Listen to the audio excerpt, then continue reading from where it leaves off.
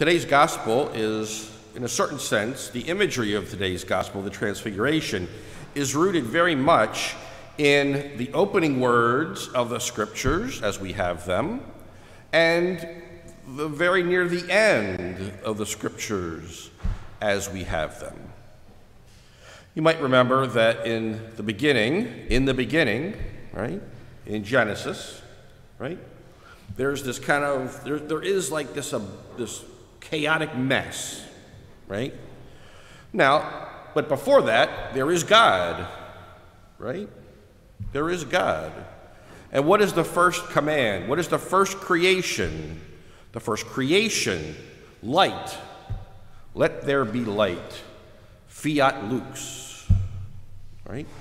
And there was light, right?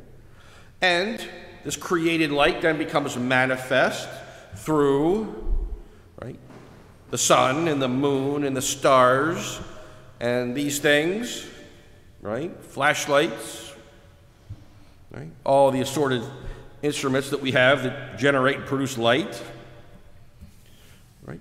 But it's created light, right? But we talk about God in interesting ways, and one of the things we talk about God, one of the images we use for God, is that God is light. We use that image all the time, right? We look for the light of God in our lives. We feel maybe we're lost. We need direction. We want the light of God's truth. All that metaphorical light language, right? And then in the very end of the scriptures, in the book of Revelation, right, we have this beautiful image, right, of the heavenly Jerusalem, right? This heavenly city, right, with all these people, right, all the saints, as it were, right? And the scripture says that the eternal city, the heavenly Jerusalem, did not need the light of lamps because God was the light, right? The Lamb who was slain is the light, the uncreated light of God. In the early centuries of the church, for many centuries, there was this great theological argument about the Transfiguration. And it gets down to, what did the apostles see? What did they experience? Was it the created light of God, or was it the uncreated light of God? Now, if somebody just asked you that question, right before a little preamble that I offered you, you'd say, oh, I don't know, I don't really care. But hopefully you can understand why that became an important question, right? What is Jesus emanating? Is it just the created light? Is he just a reflection of God? Or is he God? Is he the uncreated light? That's the point of the story, right? Jesus is transformed, he's transfigured. He appears to them as he truly is. Dazzling. Right? Here in Mark's account, he was transfigured before them, and his clothes became dazzling white, such as no fuller on earth could bleach them. Now, where have we heard such things before? The text gives us a clue, actually, right? Where have we seen the glory of God in a dazzling display?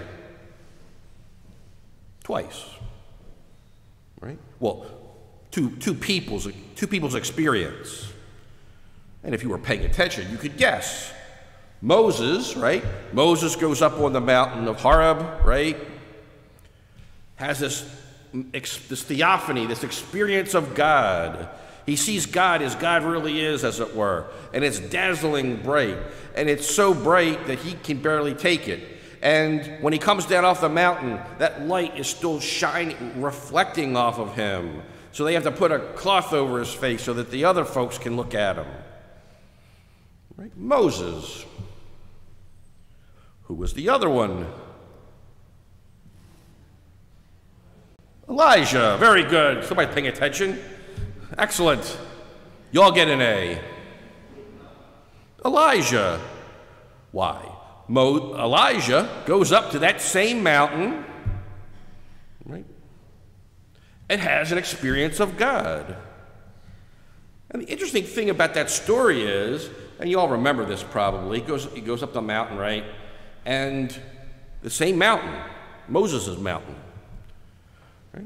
And there's this earthquake, and God's not in the earthquake, and there's a storm, and God's not in the storm, there's a big wind, God's not in the wind, but God is in the silence.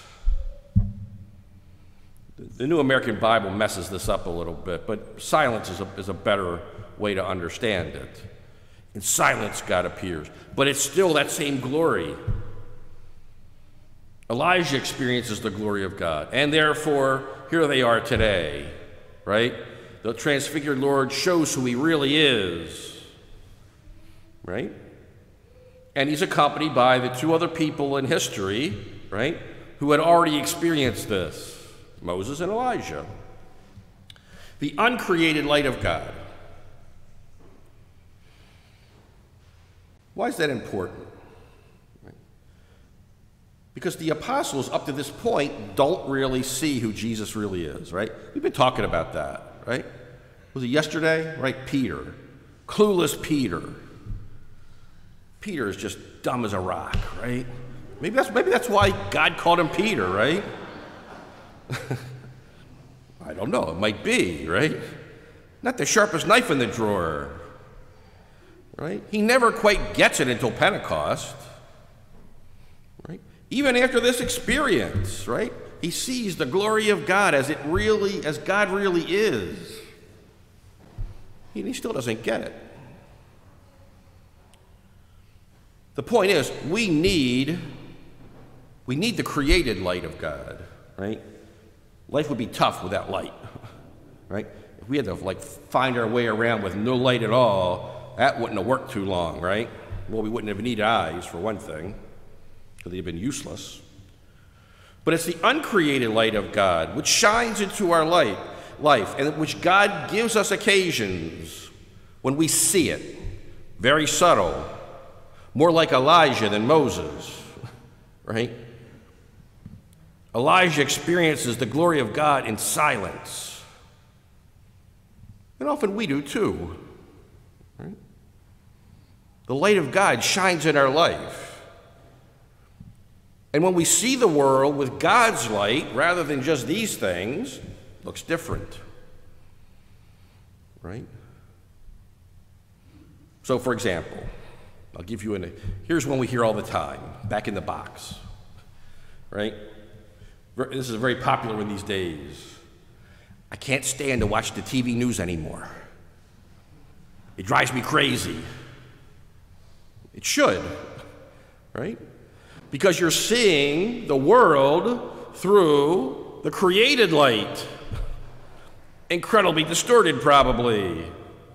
I don't care which one of those things you watch. They've all got their agendas, right? And that will make you crazy after a while. What we need is to see the world as we experience it, right? Not the world. I can't do anything about the world. I can barely get myself together in the morning, right? Right? But I do need the uncreated light of God to help me to see the world. Hopefully a little bit closer to the way that God sees it. And if I do, then I can be transfigured, can be transformed by that experience, right? Seeing the world the way God sees it in just glimpses can be an incredibly transformative experience, can help us to see the world differently, see ourselves differently, see our brothers and sisters differently, see our husband differently, our wife, our children, the people next door, right? We need that gift. And today we see the apostles receiving that gift and a promise. Right? Don't tell anybody about this until after I've risen from the dead. Right? Number one, they'll never believe it. And number two, it's only going to make sense. This whole transfiguration thing only makes sense after we understand the resurrection, right? Because, as we've said many, many times in a good Franciscan key, that is the ultimate projection of the glory of God, right? In the San Damiano cross, we see the uncreated light of God shining into our world. Right? And we also see it in the image of the Sacred Heart. Right? That powerful image of God's incredible love pouring out and inviting us in. And in the Divine Mercy image, right? That back there, right?